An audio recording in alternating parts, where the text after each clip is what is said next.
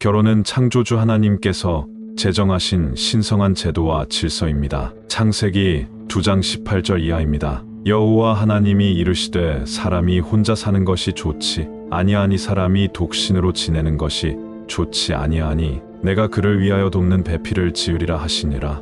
창세기 2장 20절 하반절 아담이 돕는 배필이 없으므로 여호와 하나님이 아담을 깊이 잠들게 하시니 잠들에 그가 그 갈빗대 하나를 취하고 살로 대신 채우시고 여호와 하나님이 아담에게서 취하신 그 갈빗대로 여자를 만드시고 그를 아담에게로 이끌어 오시니 아담이 이르되 이는 내 뼈 중에 뼈요 살 중에 살이라 이것을 남자에게서 취하였은즉 여자라 부르리라 하니라. 이러므로 남자가 부모를 떠나 그의 아내와 합하여 둘이 한 몸을 이룰지어다. 고린도전서 7장 2절 음행을 피하기 위하여 남자마다 자기 아내를 두고 여자마다 자기 남편을 두라. 인간의 성적 욕구는 반드시 정상적인 부부관계를 통해서만이 해결되어야 한다는 바울의 권면입니다. 그리고 부부관계라 할지라도 하나님께서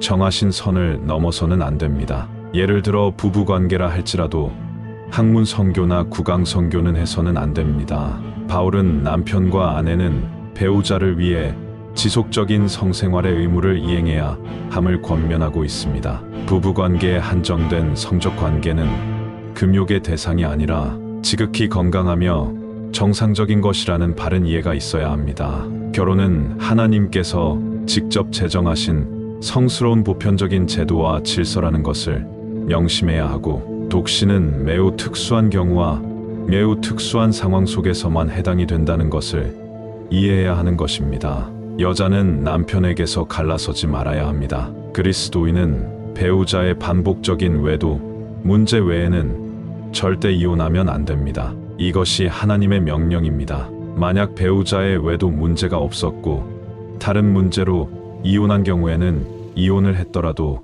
타인과 재혼할 수 없고 그대로 혼자 지내든지 아니면 이혼한 배우자와 재결합해야 함을 바울은 명령하고 있습니다. 바울의 명령이고 하나님의 명령입니다. 우리 그리스도인들은 배우자에게 이혼을 요구해서는 안 되고 우리 그리스도인들은 배우자에게 이혼을 요구할 수도 없다는 바울의 입장입니다. 그리스도인이 아닌 남편이 그리스도인 아내의 도움으로 그리스도인이 될지 모르며 또 그리스도인이 아닌 아내가 그리스도인 남편의 도움으로 그리스도인이 될 수도 있기 때문입니다. 그렇지 않고 만일 가족이 뿔뿔이 흩어진다면 그 자녀들마저 주님을 알 수 있는 기회를 잃고 맙니다. 가족이 한마음으로 뭉쳐 있다면 하나님의 계획 안에서 자녀들도 구원을 얻게 될 것입니다. 고린도전서 7장 17절에서 24절은 세상 신분과 처지에 초연한 성도의 삶의 자세에 관한 교훈입니다.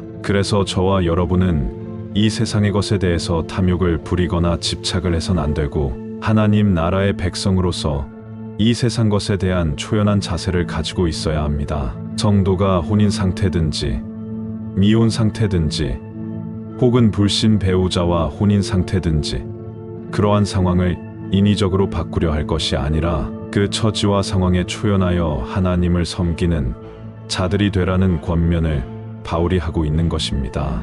하나님의 섭리 가운데 허락된 신분과 조건에서 그 주어진 환경과 상황에서 오직 하나님의 말씀을 깨달아 그 말씀에 순종하는 삶을 살아가면 되는 것입니다.